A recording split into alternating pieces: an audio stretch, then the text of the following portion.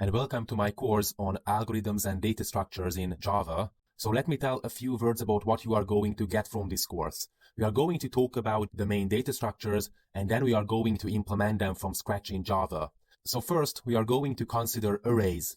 Then we are going to talk about linked lists, stacks and queues, binary search trees, then of course balanced trees such as the AVL or the red-black tree. We are going to be familiar with splay trees and binary heaps, and of course hash tables and tries in the end. We are going to talk about data structures in the main, and of course why to use data structures. So let's get started. Why do we need data structures? Why is it so important to bother about the concrete implementation of the data structures and to study about the internal structures of data structures? Okay, so what are data structures for? Basically, data structures are to store data in an efficient way. And basically, the most important word in this sentence is the efficient. So, okay, we can store data in several ways, but it's very important that with the help of data structures, we are able to store data in a very, very efficient way. So why to use data structures?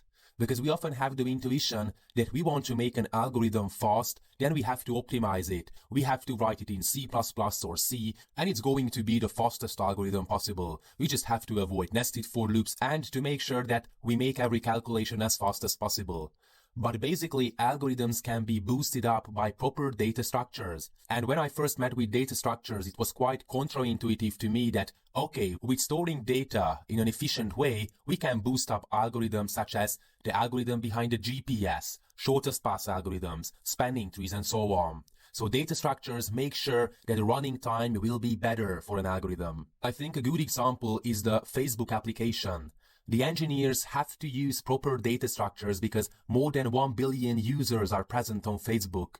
So they have to manage such a vast amount of users that have to track their friends, have to track their posts, their likes and whatever. So the running time for manipulating such huge data does matter. For example, if we would like to sort 10 items, of course, basically we could use bubble sort, we could use merge sort or whatever. Basically, it doesn't matter. When we would like to sort 10 million data item, for example, person in a country, then of course it does matter whether we are using bubble sort or merge sort. So basically, when we have a huge data, in these kinds of situations, it's going to be important what data structures we use, what sorting algorithms we use, how we manipulate the data, and so on. So let's consider two important examples. First, the dash-class shortest path algorithm. Without a proper data structure, a heap or a priority queue, the running time would be quadratic, so ordo n squared. So we would like to find the shortest path in a graph where the number of edges is equal to the n, then the time complexity of this algorithm is going to be ordo n squared.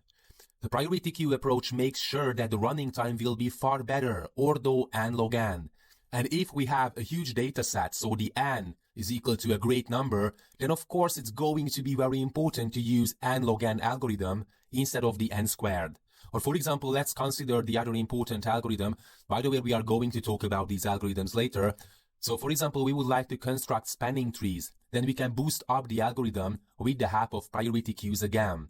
So the running time of the algorithms are determined by the data structures we use. And basically, that's why it is very, very important to use good underlying data structures.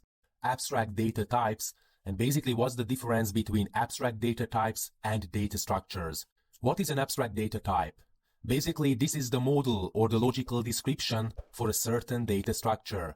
It is like a super type in programming, in Java for example, an interface where we define that what's going to be the behavior, what methods we would like to implement.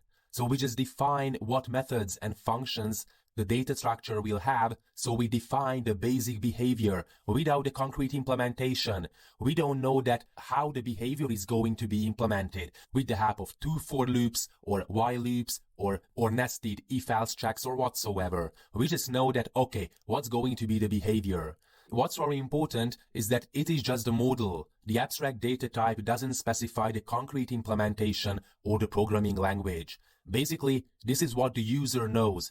For example, we have the stack. We know that we would like to have three methods, the push method, the pop method, and the peek method.